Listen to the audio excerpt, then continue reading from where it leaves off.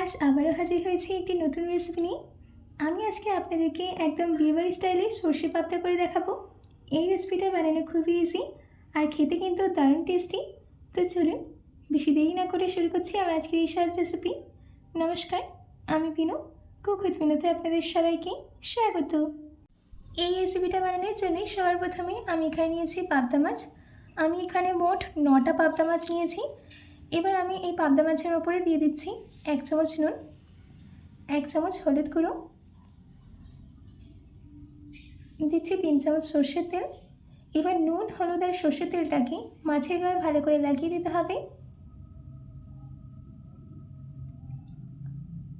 নুন, হলুদ আর সর্ষের তেলটাকে মাছের গায়ে ভালো করে লাগিয়ে নেওয়া হয়ে গেছে। এবার এই মাছগুলোকে 15 মিনিটের জন্য রেস্ট রেখে দিতে হবে। এদিকে আমি একটা পেস্ট রেডি করে নেব। তার জন্য গ্রাইন্ডিং জারের মধ্যে দিয়ে দিচ্ছি 2 চামচ সাদা সর্ষে, 1 চামচ কালো সর্ষে, 1.5 চামচ পোস্ত, ঝালের জন্য দিচ্ছি 4টে কাঁচা লঙ্কা। এবার 4 চামচ জল দিয়ে এটার একটা স্মুথ পেস্ট রেডি করে নিতে হবে। দেখুন আমাদের এখানে পেস্টটা রেডি করে নেওয়া হয়ে গেছে। এবার আমি এটাকে সাইডে রেখে দিচ্ছি। এইদিকে একটা প্যানের মধ্যে দিয়ে দিচ্ছি 6 চামচ সর্ষের তেল। তেলটা গরম হয়ে গেলে দিয়ে দিতে হবে 1/2 চামচ নুন। নুনটাকে ভালো করে তেলের সঙ্গে মিশিয়ে নিচ্ছি। নুনটাকে তেলের সঙ্গে ভালো করে মিশিয়ে নেওয়া হয়ে গেছে। এবার একে একে নুন হলুদ মাখিয়ে রাখা মাছগুলোকে দিয়ে দিতে হবে।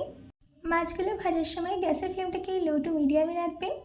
আর যখন দেখবেন যে মাছের একটা সাইড হালকা ভেজে নেওয়া হয়ে গেছে, তাহলে আস্তে করে অপর সাইডে উল্টে দেবেন। এবার অপর সাইডটাকেও হালকা করে ভেজে নিতে হবে। বেশি কড়া করে কিন্তু ভাজার প্রয়োজন নেই। ব্যাস, আমাদের এখানে মাছ একদম ভেজে নেওয়া হয়ে গেছে। এবার আমি এই মাছগুলোকে তেল থেকে তুলে নিয়ে একটা প্লেটে নামিয়ে নিচ্ছি। এই একইভাবে আমি বাকিগুলোকেও ভেজে নেব।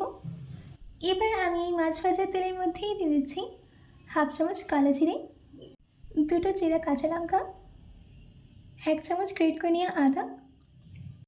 এবার কালো জিরে, কাঁচা লঙ্কা আর আদাটাকে 10 সেকেন্ডের জন্য সতে করে নিতে হবে, যাতে আদার কাঁচা গন্ধটা চলে যায়। আমাদের এখানে 10 সেকেন্ড হয়ে গেছে।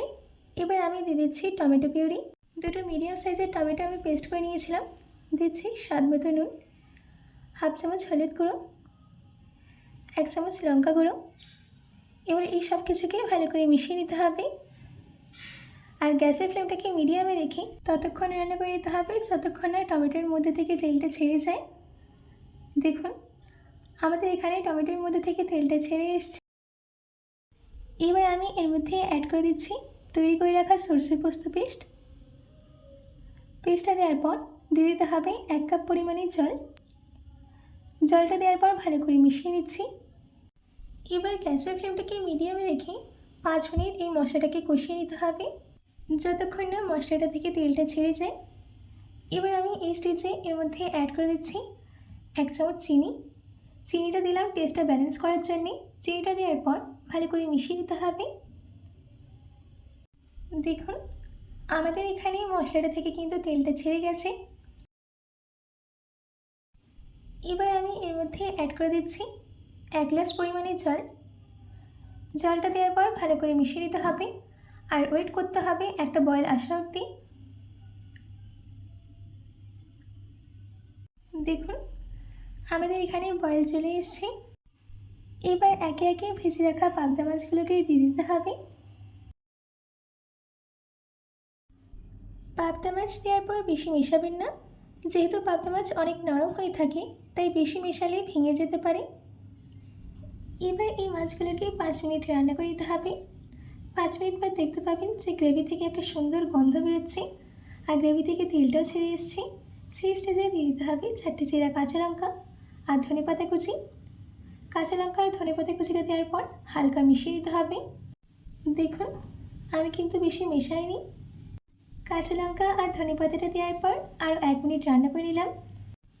1 মিনিট হয়ে গেছে। এবার গ্যাসের ফ্লেমটাকে অফ করে দিয়ে সার্ভ করে নেব। ব্যাস রেডি হয়ে গেছে আমাদের অনুষ্ঠান বাড়ির স্টাইলে সর্ষে পাবদা। আশা করছি আমার আজকের এই সর্ষে পাবদার রেসিপিটা আপনাদের ভালো লেগেছে। বাড়িতে এটি অবশ্যই ট্রাই করবেন ও কমেন্ট বক্সে কমেন্ট করে জানাতে একদম ভুলবেন না। তো আজকের মতো এটুকু। আবার দেখা হচ্ছে অন্য কোনো রেসিপি নিয়ে। ভালো থাকবেন, সুস্থ থাকবেন।